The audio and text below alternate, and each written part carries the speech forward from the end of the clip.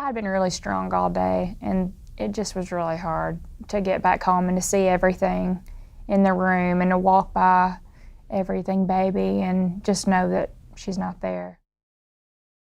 Jessica and I were dating in high school, and I watched an adoption process unfold with my little sister. I had one biological sister, and my parents ended up adopting Angel, and she certainly was an angel that God brought into our lives, but it started with foster care. And she was brought home from the hospital at 5 days old, and I watched that process unfold. That kind of started the conversation between me and Kevin. You know, we were teenagers. We weren't thinking about kids at that point. We just talked about, I want to adopt one day. After Callie was born, she was about 2, and then I started thinking about it, and it kind of got in my brain, and I could not get it out of my brain. And so we just kind of jumped in. We said, well, it's a beautiful picture of the gospel. It's a beautiful picture of what God's called us to, so let's just start the process. Had no idea what we were getting into, had no idea what the process would entail, and we decided, let's go, let's get started. When we began the process, it was almost 3 years ago that we started the process, and we started with the state. We thought we would adopt through foster care.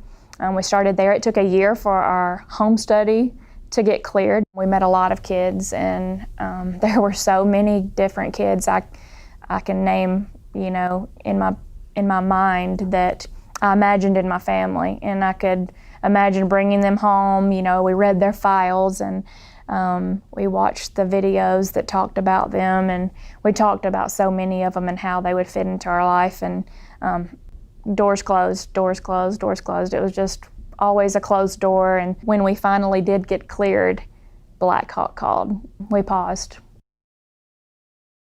And I'll never forget the moment when we were really learning about Black Hawk, this place to which God was stirring and moving us towards here in Fort Wayne, Indiana, and we looked and saw that there was an adoption ministry at Black Hawk, and that moment was a moment that God really used, a kind of a cornerstone moment for that whole journey. One of the coolest parts about Black Hawk is that it has an adoption ministry. I remember when we finally decided, after we had gotten moved to Fort Wayne, Indiana, that it was time. And it was a pretty quick turnaround, that we just said, God's not through with this whole journey of adoption with us yet. So we re-engaged in the process to really quickly be matched. And it came through an amazing connection. We moved from Georgia to Indiana. In Indiana, are connected with a family who heads an adoption agency in Kansas, who connects us to a birth mom. And all of that happened so fast, and it was really this time of joy and excitement, like, wow, God is really going to pick up those pieces that were put on pause so quickly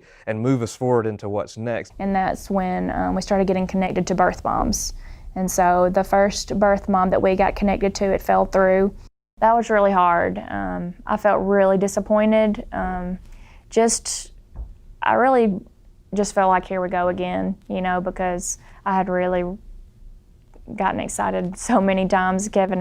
We had so many conversations about so many children. So we'd already been through one failed adoption. Guards are up, but we felt like God started tearing the guards down when we were matched again. And it was a 6-month process. And through that 6-month process leading up to the date of birth, the expected due date, I watched and tried to do as much as I could to keep us stabilized, to be stabilized myself, and to walk the best I could through that whole journey with my wife, who fought every day to let her guard down and to connect not just with this potential baby that would come into our home, but to connect with this birth mom that God had just clearly called us to. I just felt like God just made it abundantly clear that, hey, your calling is not just to this child, it's to the birth mom as well. And the next couple of months, I really poured into the birth mom. We spent a lot of time talking. I remember sharing some of Kevin's sermons actually with her. I watched them. We talked about God. We talked about how I would raise her child, to know Jesus. And so I really grew really close to her. And then we stayed connected up until probably 2 weeks prior to the baby's birth due date. My guard really came down when we were nearing the end of that 6-month period where we're pouring into this birth mom and preparing our home, when I finally saw the nesting phase kick in for Jessica when she had a couple of baby showers and all of a sudden the house was filling up with everything baby and we had everything set up, lined up, and I watched my wife just have everything completed. 2 weeks before the due date, I really began to get everything ready. I got the diaper bag ready and packed. I got my suitcase ready and packed. I had the room. I had our little crib beside our bed in our room, and everything was ready and set up. I even remember that for so long I would not take a tag off of any of the clothes because I knew there was a possibility this could fall through and I'm going to have to take them back, and what if it's a different gender this time? You know, just all those what ifs seemed to always just cloud my brain and my heart. And so when that 2 weeks before, I really just went for it, you know, just finally just let go and said, okay, God, we're doing this. I'm all in. Let's go. I remember for me watching her get the crib ready in our bedroom. That was the point at which I knew I'm going to be a dad again.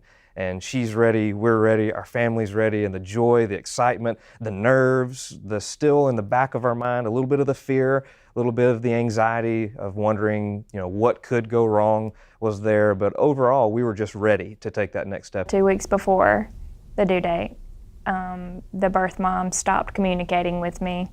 This was not going to happen, that everything we had built towards, everything we had built for, was not going to be the case. It was not going to be a reality. This dream, this plan that we had done everything to prepare for, tried to be obedient. I remember this particular Saturday morning that I got up and I was feeling so anxious. Like I went in the closet and I cried and I was just like, God, I'm just so anxious. Like, please just, let's get this done. Like I just need to know something. Either way, let's do this.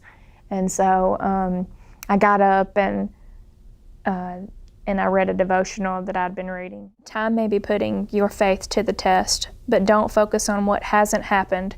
Focus on what has happened. If you've seen God do it before, He can do it again. I actually sent the devotional to Kevin to read while I was in the bathroom getting ready, and my friends had actually invited me to come hang out, and so I was feeling anxious all morning, and then I went to go hang out with them. It ended up being a surprise baby shower, to which I walked in and started crying, like at that moment, because all of those emotions were just hitting me like, this is, you know, not even gonna happen. Here I am. God, why would you allow us to be obedient for a 3-year period just to get us all the way to this point, for us not to see the promises that we felt you had given us come to fruition? It was a painful process. It was a painful thing. What hurt the most, I think, in that part of the journey was watching Jessica and feeling very helpless as a husband, as a leader in my home, that I can't fix this problem. I went through that day all until that evening, and Sunday evening we found out through the aunt of the birth mom that she had had the child, that she had named her, and that it was pretty much over. And so that's the night that I know was the hardest for me and Kevin. We both really struggled. That Sunday night when everything kind of took the downturn, what I remember the most really was just how God's grace sustained me. Even though I was crumbling, falling apart on the inside, putting on a church smile, it wasn't that God carried me enough to be able to finish the day and finish the task and speak and be on a panel and the things that I had to do that night. What I remember the most was how on the inside God really was sustaining me. You know, we just sat up and talked, and I just felt mostly bad for him because all I did was sit on the edge of the bed and cry, you know. And, you know, I don't think that you can truly prepare yourself for that kind of loss. In my mind, I felt like I'd lost 2 people. Like I had lost this baby that I had invested in and felt called to, and I had lost this birth mom that I had invested and loved. Monday morning, I got up and I didn't want to talk to anybody. I was pretty angry and frustrated, and I was pretty mad at God. I just took time to tell him how I was just really, really angry with him. And then Tuesday, I really feel like that was the heaviest day for me, that I felt a lot of grief.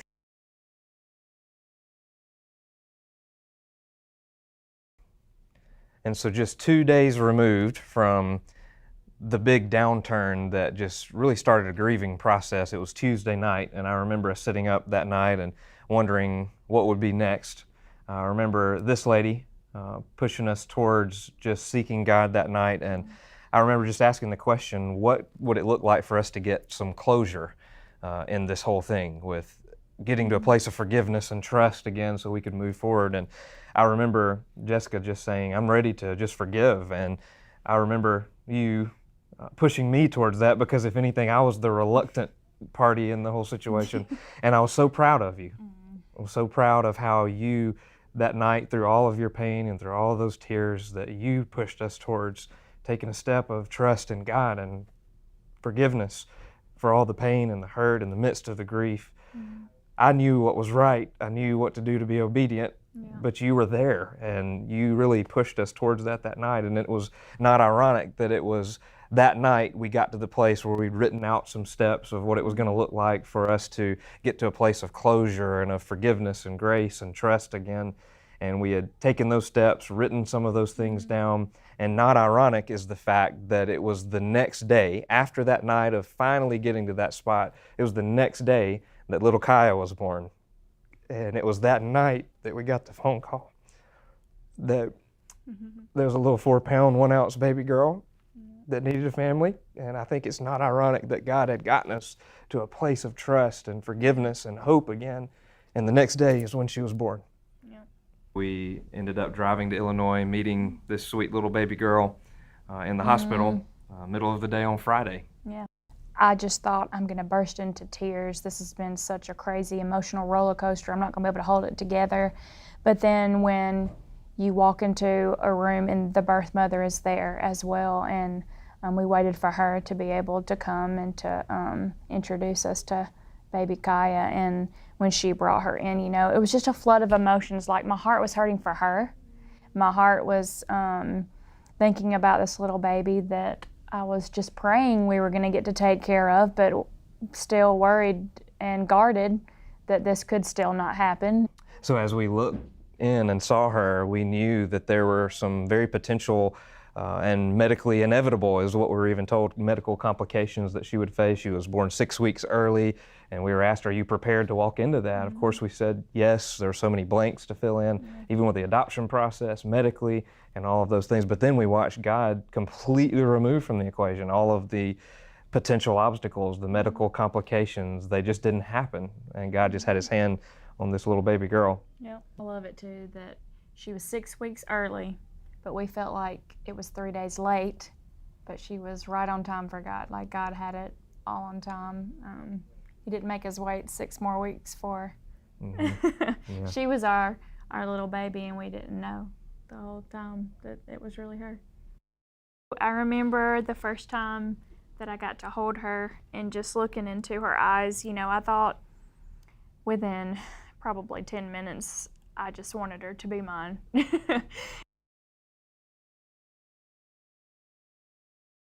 One of my favorite parts of the story that he wrote is watching my 2 babies, Caleb and Callie, 7 and 5 years old, walking through this journey, praying, watching their parents grieving themselves. They are just as much called to this process as we have been through the whole journey.